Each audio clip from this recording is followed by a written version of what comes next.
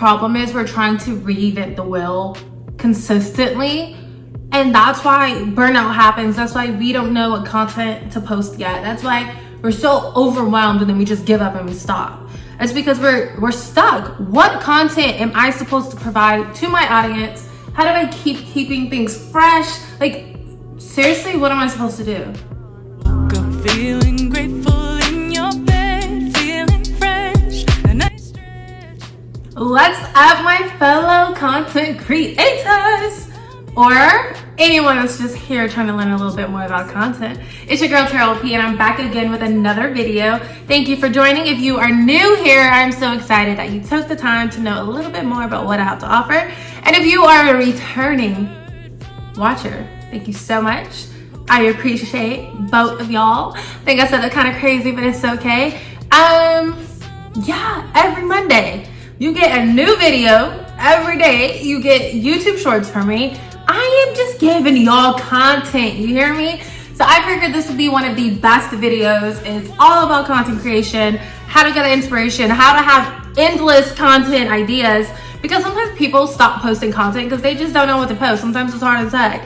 So this is why this video is super important. Go ahead and subscribe if you haven't done so already. I promise you will not regret it. And let's get started. Okay, so if you ever just were tasked either by yourself or a client or your job to come up with these content ideas, it's really about to elevate y'all's channel, y'all's account, and you're just staring at that screen like, okay, I know, I see what I'm supposed to be doing, but how am I gonna do it? Listen, this video's for you, okay? Because content's hard as hell, and I'm making, a lot of people make it seem easy. There's a lot of people out here that make it seem like content is just something that comes easy. One person that changed my narrative on content is Gary Vee. I think it was maybe a year or so ago, but it was literally mind blowing on how to do content. But this video here is truly about brainstorming, how to brainstorm content ideas. But I wanted to really get y'all's juices flowing because I've been there when I was just like, I don't know what to say, I don't know what to do, I don't know what y'all want me to do, but I have no content, I ain't got nothing to say. Listen, this video's for you. You're welcome. Okay, so number one is that Eureka moment, okay? First things first, let's check this out. Content ideas can hit you at any time, anywhere. You can be in a shower, you're like, yo, I had this fantastic idea. Too bad I don't have a pen and paper, but the idea is freaking iconic. You can be driving. I get a lot of my ideas when I'm driving, and it pisses me off because obviously I'm not always in that position where I can pull over to the side of the road, write it down, put out my notepad, jot it on my phone. I'm not always having that opportunity. But sometimes the ideas can flow at the most unfortunate times. Sometimes I want my content ideas to come when I am currently trying to think of content ideas, and it just don't work like that. But it is okay when you have that moment. Most of us have smartphones, whether you're Team Apple or Team Android. You can have Siri or Google write a note for you. It is okay, do that, because you don't want these ideas to leave, because sometimes they're, again, iconic. The way you can really cultivate that Eureka mindset so that inspiration strikes when you least expect it, it's low-key to clear your head of everybody else. I had to do that myself. I had to unfollow so many accounts because it wasn't really benefiting me. And once I started unfollowing certain accounts that weren't making me feel good, that weren't benefiting me at all, I started to have more moments and I had more clarity on how I wanted to do my channel, how I wanted to do Instagram moving forward, how I wanted to evolve on TikTok, just how I wanted to handle social media for myself. I'm telling you, the ideas started flowing, and now it comes at weird moments. I could be walking on the treadmill, I have an idea. I might be on LinkedIn, I have an idea. So every time I have this idea, I do try my best to remember it or put it in my phone so I won't forget it, because I am great at forgetting things that I want to remember. Another thing that I know a lot of people encourage people to do just in regular therapy or brainstorming sessions is take 5 minutes out of your day. It can be morning, it can be afternoon, it can be night, whichever one works best for you. And have those 5 minutes be your brainstorming session for content creation, where ideas just flow. You just write down whatever comes to your head. That could be another way to really really get that content flowing. Now, another thing is like your audience holds that magic key. Your audience is gonna tell you sometimes. This is if you have a bigger engaged audience, they'll tell you what they want to listen, what they want to hear, what they want to listen to, what they want to read. They'll let you know whether it's comments, DMs, polls that you may set up for them. They'll let you know, hey buddy, yeah, I want you to talk about XYZ. Can you do this? When you do that and you'll dig into like audience research, you'll be grateful and excited to know what they will say back to you. Certain topics, certain points resonate with them more than others. And when you have an idea on what that subject matter is, it is mind-blowing, it's amazing, because now they're helping you create your content calendar for the upcoming month. And you know it's something that they're interested in because they asked about it. They put in a poll that they were interested in it. So you know it's great content that they want to freaking use. Now, another thing, you have to understand trends. Listen, trends are something. Staying current is crucial in a space that's always evolving. Now, I'm not one right now in my life to get on and learn a TikTok dance and be going with that trend. I'm just not. I don't have time to learn choreography right now. However, just because there's a popular song with an amazing dance doesn't mean that you can't still be on that trend, but in a different way. Use the trend that they have and make it really to your niche or something. That's another great way to use content. I'm over the pointing journey of my life when we did that on TikTok back in the 2020 era of TikTok when COVID was popping. But we can still use the trends, whether they're gifts. King of Queens had a trend with Kevin James. Whether we use that with our content, it's so great to use pop culture trends, and I love when people do that and have it relate back to their industry, because sometimes it's something that can be funny, laughable, make you have that aha moment, and it makes your audience know, oh, they pop with today's times, but they know what the heck they're talking about, and how amazing is their mind that they can put the two together and make it make sense. So always be on trends. You can use audio trends, you can use gift trends, you can use pop culture moment trends, any trend that can work for your niche. I say do it, and I'm not saying have a page that's consistently filled with trends, but have a page that can incorporate certain trends where it makes sense. Your page does not need to be a trendy page. That's not what I'm saying, but use it to your benefit. For example, whenever the Met Gala is, I don't know when it is. I just know when it is after it happens. But a lot of people back in like 2021, 2022, I don't know if the Met Gala happened this year. Maybe it did. Maybe I was under a rock. Who knows? I wasn't invited, so I don't keep it on my calendar.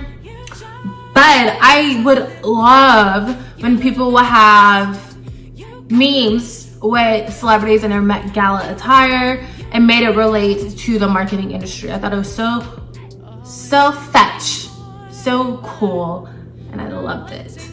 Now, something that I'm so excited to share this part. The content idea factory. Now, a lot of people, I know I gave you a little tips to how to keep the content flowing, but let me tell you, when that brainstorming session it's not happening the way you thought it was gonna happen. Like, yes, I have these 5 minutes with Tara. Look, I hear you, but it ain't working, boo. Don't worry, this part's for you. I got you, okay? Listen, y'all. Use ChatGPT, okay? I know some people are so afraid of ChatGPT. Me and my boss say all the time, like, you have, like, as someone in this industry, you have to learn what's going on in this industry, because if you don't know it, you don't know how to utilize it, it doesn't work. A lot of people think they know how to use ChatGPT, and I can have another video on that. But ChatGPT responds very well to specific prompts that you give it. That's when you get the full-on beautifulness of artificial intelligence. If you just say, give me 5 ideas for XYZ, they'll do it. Is it tailored to your niche and your tone of voice? No. So use ChatGPT to help you with ideas. I can give you a whole new video on how to use that at a later date. That's not this video. But use ChatGPT to give you content ideas. I've done that numerous times for LinkedIn. I've done it for YouTube. I've done it any platform I need content for. It is beautiful and I love it. Another place to get content ideas from, Claude. It's another AI system. I know, I'm not trying to preach all AI. Obviously, this isn't sponsored by AI. I don't think anything can be sponsored by artificial intelligence because it's a collective.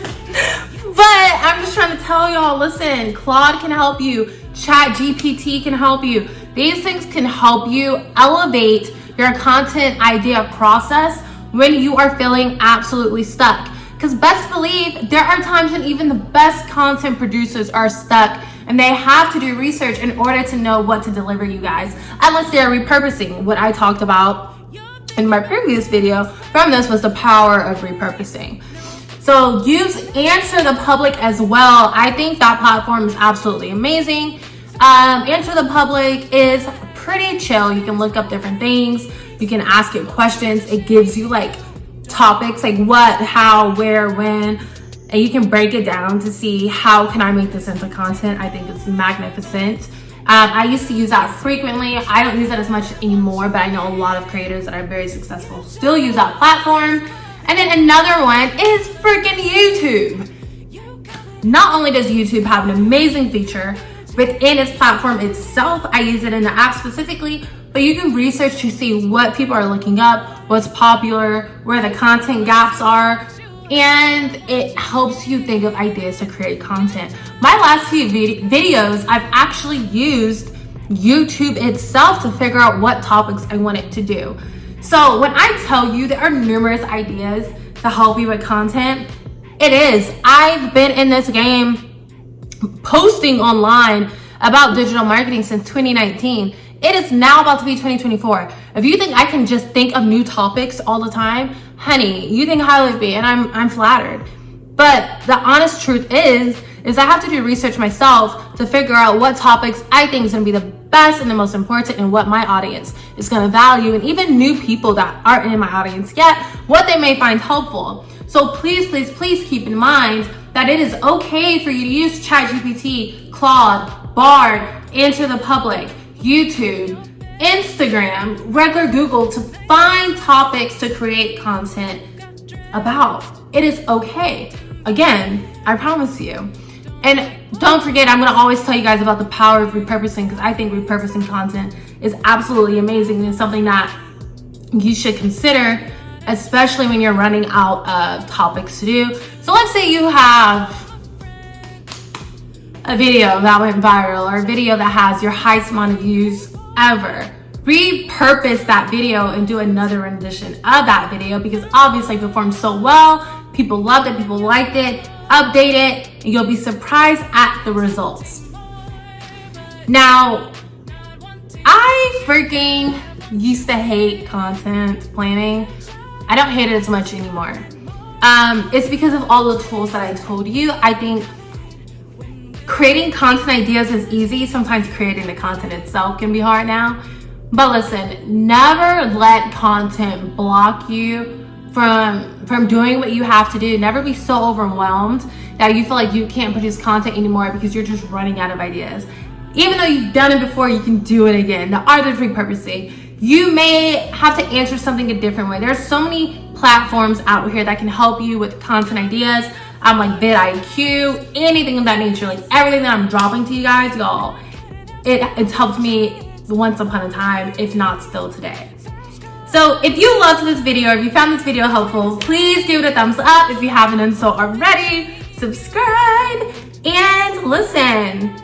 Create content. Let me know in the comments next topic you may want. And until next time, stay sassy, stay creative, and keep those crowns polished and those ideas flowing. See you next week.